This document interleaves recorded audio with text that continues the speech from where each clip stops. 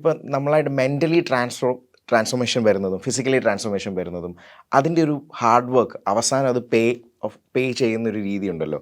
അല്ല, ആ ഒരു ട്രാൻസ്ഫോർമേഷൻ ആക്ച്വലി കുറേ വർഷങ്ങളെടുത്തോ അതിന് വേണ്ടി? ബോഡി ട്രാൻസ്ഫോർമേഷന് ഇല്ലില്ല, അത് ഞാൻ 2 മാസം കൊണ്ട് വണ്ണം കുറച്ചതാ. വാശിപ്പുറത്ത് ചെയ്തതാണ്.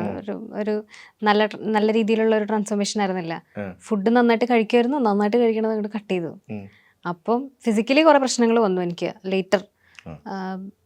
പെട്ടെന്ന് അങ്ങ് നമ്മൾ വയററിയാതെ കഴിച്ചു പോവാന്ന് പറയില്ലേ, ഇടയ്ക്ക് ഭയങ്കരമായിട്ട് കഴിച്ച് പെട്ടെന്ന് അങ്ങ് വോമിറ്റ് ചെയ്തു, അങ്ങനത്തെ പ്രശ്നങ്ങളൊക്കെ വന്നിട്ടുണ്ടായിരുന്നു.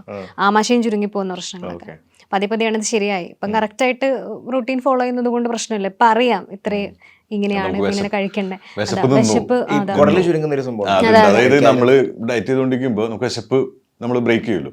വിശപ്പ് നമ്മൾ അടിച്ചു പിടിച്ചെന്ന് പിന്നീട് നമുക്ക് വിശപ്പൊക്കെ വരില്ല, കഴിക്കാൻ പറ്റാതാവും. ലാസ്റ്റ് ഞാനിപ്പോൾ അതിന് ട്രൈ ചെയ്ത് ഇപ്പൊ സെറ്റായി പഴയ പോലെ ആയിക്കൊണ്ടിരിക്കുകയാണ്. അതാ ഇച്ചിരി പാടാ അത് തോന്നിയപ്പോ തുറന്നു പറഞ്ഞു, ഒരുപാട് ലേറ്റ് ആക്കാണ്ട് അങ്ങനെ ഒരു ഇൻട്രസ്റ്റ് ഉണ്ട് എന്നുള്ളത്. അപ്പോൾ നമുക്ക് നോക്കി നോക്കാം എന്ന് ഡിസൈഡ് ചെയ്തു. അല്ലാണ്ട് നമ്മൾ ഇങ്ങനെ ഐ ലവ് യു എന്നൊക്കെ പറഞ്ഞ അങ്ങനെയൊന്നും പറഞ്ഞിട്ടൊന്നുമില്ല. അതിന്റെ കാരണം നിങ്ങൾ മറ്റേ അതെ നന്നായിട്ട് അറിയായിരുന്നു. അതെ, എല്ലാ രണ്ടിനെ പറ്റി അങ്ങോട്ടും ഇങ്ങോട്ടും ഫുള്ളി അറിയായിരുന്നു, എല്ലാ കാര്യങ്ങളും അറിയായിരുന്നു. അപ്പൊ അത് അത്രയും അണ്ടർസ്റ്റാൻഡ് ചെയ്യുന്ന ആൾക്കാർ തമ്മിൽ റിലേഷൻഷിപ്പ് ആകുമ്പോൾ അത് ഈസിയർ ആയിരിക്കും. നമുക്കൊന്നും ഹൈഡ് ചെയ്യാനില്ല അങ്ങോട്ടും ഇങ്ങോട്ടും. അപ്പൊ അതുകൊണ്ട് ഞങ്ങൾ എന്നാ പിന്നെ ഇനി റിലേഷൻഷിപ്പിൽ എന്നുള്ള രീതിയിൽ കുറച്ച് നാൾ തുടർന്ന് നോക്കാം. അതെ അതെ, വർക്കായി നല്ല രീതിയിൽ. പിന്നെ കല്യാണമായി സന്തോഷമായിട്ട് ജീവിക്കുന്നു. അത് വ്ളോഗ് ചെയ്ത് തുടങ്ങിയതിന് ശേഷമാണ് ഞങ്ങൾ റിലേഷൻഷിപ്പ് ആവുന്നത്. ചാനലൊക്കെ സ്റ്റാർട്ട് ചെയ്തു. പിന്നെ അതൊക്കെ ചെയ്തതിന് ശേഷമാണ് ആവുന്നത്. ഇടയിൽ വെച്ചിട്ട് വലിയ താമസം ഉണ്ടായില്ല. ചാനലൊക്കെ സ്റ്റാർട്ട് ചെയ്ത് കുറച്ച് നാളൊക്കെ ആയപ്പോഴത്തേക്കും ഫുൾ ടൈം ഒന്നിച്ചല്ലേ, അത് അങ്ങനെ ആയപ്പോഴത്തേക്കും പിന്നെ വൈ നോട്ട് ഗ്രോത്ത് അങ്ങനെ ഒന്നിച്ച് ഭയങ്കര എന്തായാലും നമുക്ക് അങ്ങനെ പിരിയാൻ പറ്റില്ല. ആദ്യം ആരാ ആക്ച്വലി ഇങ്ങനെ സജഷൻ ചോദിച്ചത്? ഒരുമിച്ച് മൈൻഡിലുണ്ടെങ്കിലും വിമലാണ്.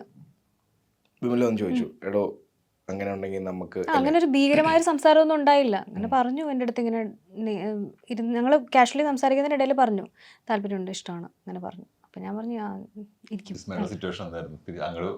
എക്സ്പെക്റ്റഡ് ആയിരുന്നു, അങ്ങനത്തെ സിറ്റുവേഷനിലാണ് പറഞ്ഞത്. പിന്നെ ഇവരൊരു സ്നീക്കി ലിങ്ക് ഉണ്ടായിരുന്നു.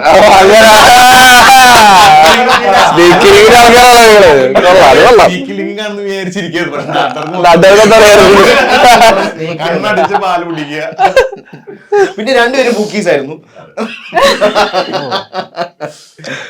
പിന്നെ ബ്രെഡ് ക്രംപിംഗ് ഉണ്ടായിരുന്നു.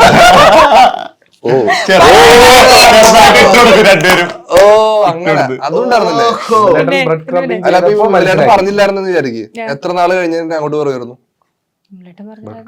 പെട്ടെന്ന് പറഞ്ഞായിരുന്നു. ആ വീട്ടിൽ നിന്നൊക്കെ ചോദിക്കാൻ തുടങ്ങി, എന്താണ് നിങ്ങൾ രണ്ടുപേരും ഒന്നിച്ചാണല്ലോ ഫുൾ ടൈം. അങ്ങനെ സാഹചര്യങ്ങൾ ഭയങ്കരമായിട്ട് ഞങ്ങളെ പുഷ് ചെയ്തിട്ടുണ്ട്.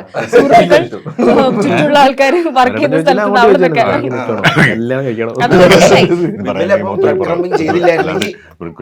ഞാൻ ബ്രെഡ് ക്രംപിംഗ് ചെയ്തിട്ടുണ്ട്, വിമല മാത്രമല്ല.